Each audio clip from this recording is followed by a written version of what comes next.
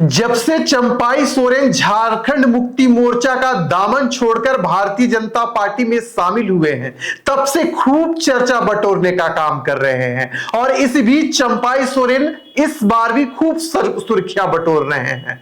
हम आपको बताएंगे कि आखिरकार चंपाई सोरेन ने कौन सी ऐसी नई चाल इस बार चल दी है जिसके कारण झारखंड मुक्ति मोर्चा के अंदर ही बवाल मच गई है। लेकिन कहानी से पहले आपको एक ट्विस्ट सुनाते हैं, थोड़ा आप भी जान लीजिए। दरअसल बात ऐसी है कि चंपाई सोरेन को भारतीय जनता पार्टी ने सरायकेला सीट से उतारा, तो वहीं झारखंड मुक्ति मोर्चा ने भी अपना मास्टर स्ट्रोक खेलते हुए गणेश महली को भारतीय जनता पार्टी से पहले झारखंड मुक्ति मोर्चा में शामिल करा दिया और फिर चंपाई सोरेन के सामने भिड़ा दिया। यानी कि जो गणेश महली पहले भारतीय जनता पार्टी के कोर कैडर हुआ करते थे, भारतीय जनता पार्टी के लिए काम किया करते थे, अब वह झारखंड मुक्ति मोर्चा का प्रत्याशी बन गए हैं सरायकेला सीट से और सीधी आंख दिखाने का काम कर रहे हैं चंपाई सोरेन को। लेकिन चंपाई सोरेन भी कहां कम बैठने वाले थे, कहां अपने आप को स्थिर रखने वाले थे। उन्होंने भी एक ऐसी चाल चल दी जिससे झारखंड मुक्ति मोर्चा के अंदर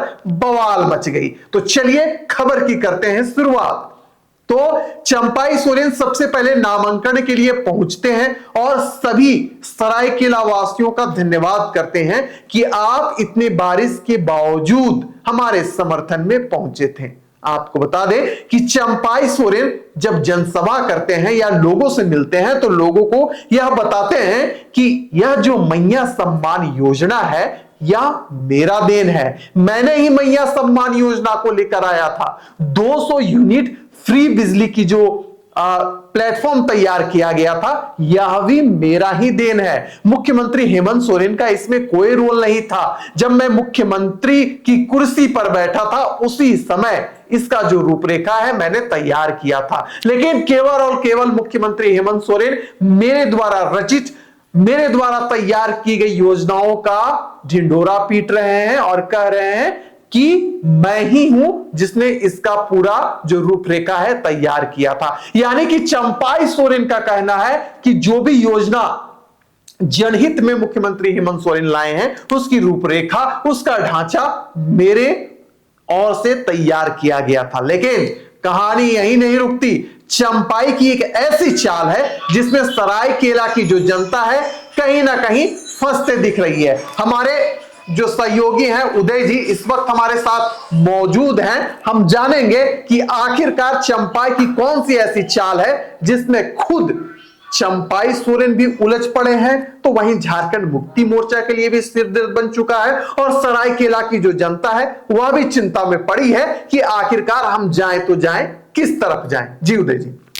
देखिए, चंपाई सोरेन ने जो कहा है उसमें बहुत हद तक सच्चाई भी है। बिल्कुल।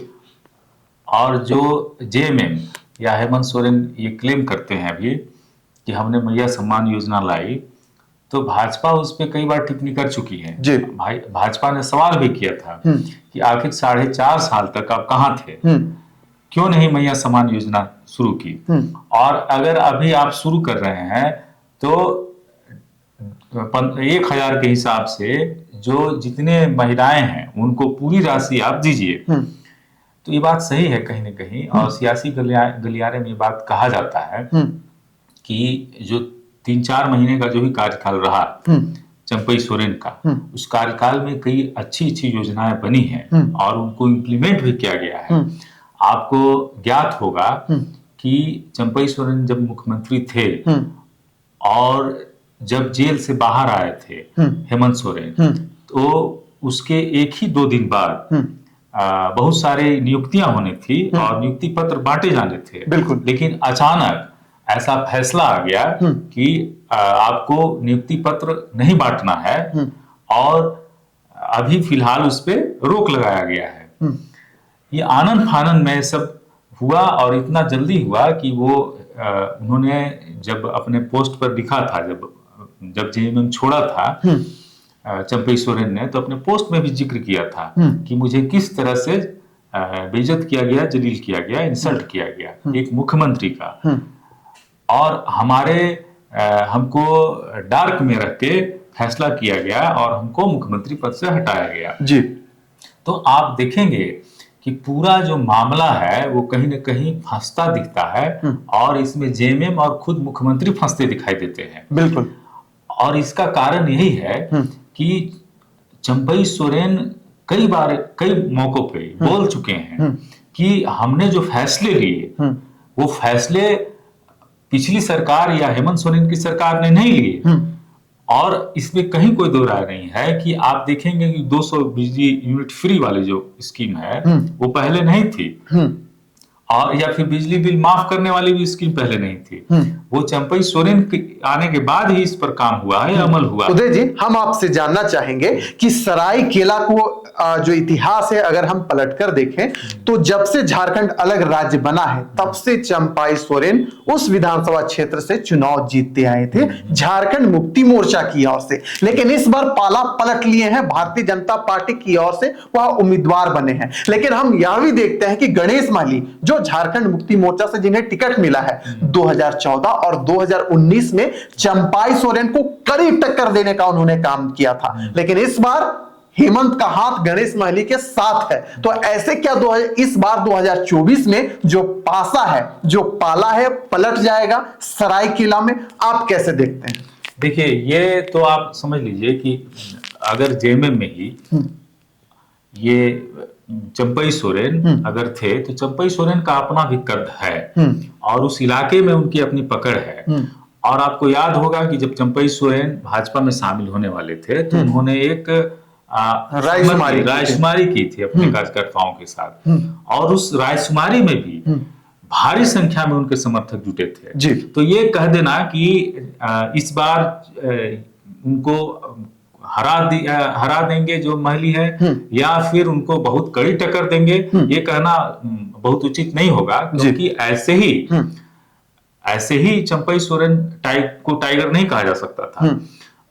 हालांकि बात सही है कि वो जेएमएम में लंबे समय तक रहे और जेएमएम की राजनीति की और गुरुजी के साथ रहे वो, ये बात भी सही है। लेकिन हर व्यक्ति का अपना कोई जनाधार होता है, अपना करिश्मा होता है, और उस करिश्मे में पार्टी का जो विचार है वो ऐड होता है। लेकिन आप देखेंगे कि चंपई सोरेन का उस इलाके में वो एक मजदूर नेता रहे हैं और वहीं से उनका कद में बढ़ा है, उनका कद बढ़ा है, उसमें इजाफा हुआ है। तो उनका अपना राजनीतिक जमीन है और पकड़ रखते हैं। तो वो जो करिश्मा है वो अचानक बिखरेगा भी नहीं और टूटेगा भी नहीं, चाहे महली ही क्यों ना आ जाए। अच्छा, रहा सवाल भारतीय जनता पार्टी का सपोर्ट का, तो भारतीय जनता पार्टी उनके साथ खड़ी है। कई बार कयास लगाए जा रहे थे कि शायद उनके बेटे को टिकट न मिले, लेकिन ये सारा गेम उन्होंने पलट दिया है, दिखाया है बिल्कुल कि वो जो डिमांड था उनका, वो दोनों डिमांड को फुलफिल किया है भाजपा ने। उनको और उनके बेटे को भी टिकट दिया। भाजपा पे आरोप भी लगा परिवारवाद का, इसके बावजूद अगर उन्होंने साबित किया है कि नहीं, कोल्हान में मेरा पकड़ है, मेरी आवाज सुनी जाती है, तो इसमें कोई दो राय नहीं है। रहा सवाल जेएमएम से गणेश महली के चुनाव लड़ने का, तो गणेश महली पिछले कई बार से चुनाव लड़ते आ रहे हैं, उनका भी है जमीन है, उनका पॉलिटिकल जमीन है। लेकिन चंपई सोरेन के सामने वो कितना टिक पाएंगे ये आने वाला समय बताएगा। बिल्कुल। तो चलिए, चंपई सोरेन इन दिनों सरायकेला की जनता को यह बताने में जुटे हैं कि जो भी योजना मुख्यमंत्री हेमंत सोरेन के कार्यकाल में था उसकी रूपरेखा मैंने तैयार की। साथ ही साथ वह यह भी बता रहे हैं और भारतीय जनता पार्टी ने जो घोषणा पत्र था उसका याद दिला रहे हैं कि अगर हमारी सरकार बनी तो मुफ्त में गैस सिलेंडर देंगे, युवाओं के साथ खड़े रहेंगे, गोगो दीदी योजना के तहत 2100 रुपए महिलाओं को देने का काम करेंगे, सरकार बनेगी तुरंत कैबिनेट की बैठक बैठाएंगे और यह सब फैसला ले लिया जाएगा। अब यह देखने वाली बात होगी कि सरायकेला की जनता का जो मत है, जो विचार है, वह किसके साथ जाएगा। आप ही कमेंट कर बताइएगा कि इस बार सरायकेला में क्या खेला होने वाला है। चलिए, दीजिए हमें इजाजत।